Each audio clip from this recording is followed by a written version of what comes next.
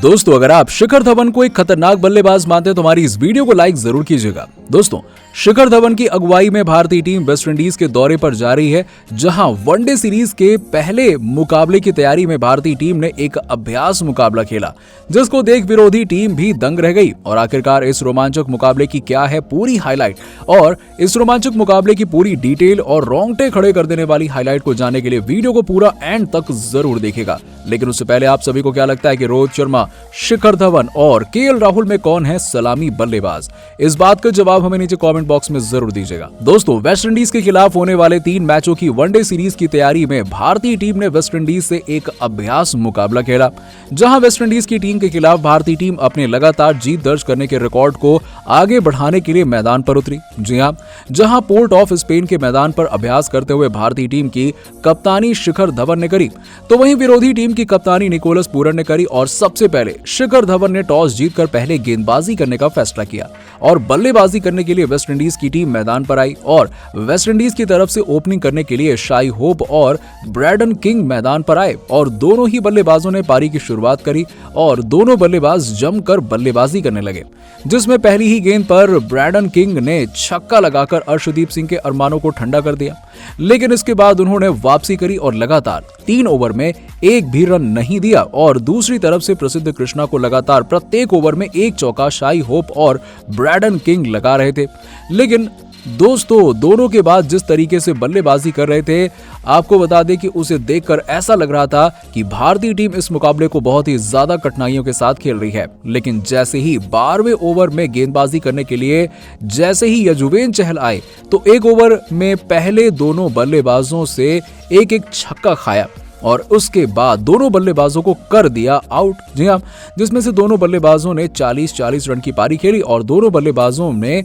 Shai Hope ने 4 चौके और 2 छक्के लगाए, तो वहीं ब्रैडन किंग ने 2 चौके और 4 छक्के लगा दिए। और दोस्तों, दोनों बल्लेबाज विकेट कीपर ऋषभ पंत के हाथों कैच आउट हो गए और दोनों बल्लेबाजों को यजुवेंद्र चहल ने गूगली पर आउट कर दिया। जिसके बाद बल्लेबाजी की कमान संभालने के लिए ब्रूक्स और रोमन पॉवेल मैदान पर आए और दोनों बल्लेबाजों ने पारी को संभाला और 30 ओवर तक अपनी टीम को 150 रन तक पहुंचाने का कार्य कर दिया। लेकिन इसके बाद दोनों बल्लेबाज ताबड़तोड़ बल्लेबाजी करने में लगे हुए थे। लेकिन एक बार फिर से शिखर धवन ने बेहतरीन कप्तानी का प्रयोग करते हुए अपने चतुर चालाक गेंदबाज यजुवेंद्र चहल को गेंदबाजी करने के लिए दोबारा से बुला लिया और यजुवेंद्र चहल ने अपने ओवर में ब्रूक्स को 68 गेंदों पर 42 रन बनाने के बाद गुगली गेंद पर क्लीन बोल्ड कर दिया, जिसमें उन्होंने 2 चौके और 2 छक्के लगाए थे। तो वहीं पारी को संभालने के लिए कप्तान निकोलस पूरन आए और रोमन पॉवेल भी शानदार बल्लेबाजी करने में लगे हुए थे। लेकिन इसी बीच दोनों बल्लेबाजों ने लगातार 2 बार में एक छक्का लगाया और भारतीय टीम के ऊपर दबाव बनाकर रखा और 40 ओवर में 200 रन का आंकड़ा वेस्टइंडीज ने पार कर लिया। लेकिन जैसे ही प्रसिद्ध कृष्णा, आवेश खान और अर्शदीप सिंह से दोबारा गेंदबाजी करने के लिए आए, तो इन तीनों गेंदबाजों के ऊपर ताबड़तोड़ बल्लेबाजी से प्रहार विरोधी टीम ने कर दिया और निकोलस पूरन ने तो प्रसिद्ध कृष्णा को 3 लगातार छक्के जड़ दिए और रोमन पॉवेल और निकोलस पूरन ने एक ही ओवर में अपना अर्धशतक पूरा कर लिया। तो वहीं निकोलस पूरन और भी ज्यादा आक्रामक हो गए। लेकिन अंतिम ओवर में मात्र 2 रन देकर अर्शदीप सिंह ने रोमन पॉवेल को 52 रन, तो वहीं निकोलस पूरन को 68 रन बनाने के बाद एक ही ओवर में क्लीन बोल्ड कर दिया और भारतीय टीम ने वेस्टइंडीज की टीम को 280 रन 5 विकेट के नुकसान पर रोक दिया। तो वहीं 281 रनों के लक्ष्य का पीछा करने के लिए जब भारतीय टीम मैदान पर आई, तो भारतीय टीम की तरफ से सलामी बल्लेबाज के रूप में कप्तान शिखर धवन और ईशान किशन मैदान पर आए। क्योंकि रोहित शर्मा इस दौरान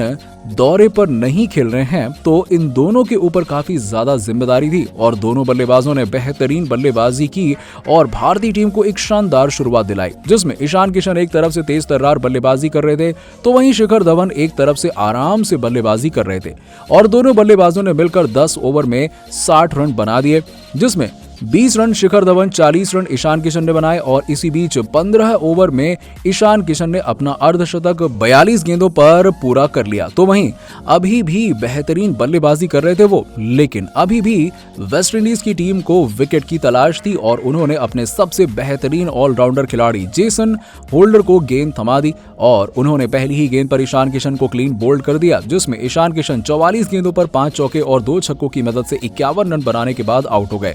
जिसके बाद बल्लेबाजी करने श्रेयस अय्यर आए और उन्होंने भी पहली ही गेंद पर गोल्डन डक के रूप में को पवेलियन लौटा दिया। और इसके बाद पारी को संभालने के लिए आपको बता दें कि संजू सैमसन आए और उन्होंने शिखर धवन के साथ शानदार बल्लेबाजी करनी प्रारंभ कर दी। और दोनों बल्लेबाज किस प्रकार से बल्लेबाजी कर रहे थे जैसे विरोधी टीम का कोई भी डर ही नहीं है। और 20 ओवर में 100 रन भारतीय टीम के बन जाने के बाद दोनों बल्लेबाजों ने अपनी तेज तर्रार बल्लेबाजी प्रारंभ कर दी और जिसमें 25 ओवर में 68 गेंदों का सामना करते हुए शिखर धवन ने अपना विकेट 50 रन के स्कोर पर रन आउट होकर गंवा दिया। इसके बाद बल्लेबाजी करने के लिए सूर्यकुमार यादव आए और उन्होंने संजू सैमसन के साथ मिलकर ताबड़तोड़ बल्लेबाजी करनी प्रारंभ कर दी और 35 ओवर में 200 रन का आंकड़ा पार कर लिया। तो वहीं 40 ओवर में 240 रन के करीब भारतीय टीम पहुंच गई और दोनों बल्लेबाजों ने अपना अर्धशतक पूरा कर लिया और अब 10 ओवर में जीत के लिए 41 रनों की आवश्यकता थी और सूर्यकुमार यादव ने 1 ओवर में 2 छक्के और 2 चौके लगाकर मुकाबले को जल्द ही खत्म करने के लिए सोचा।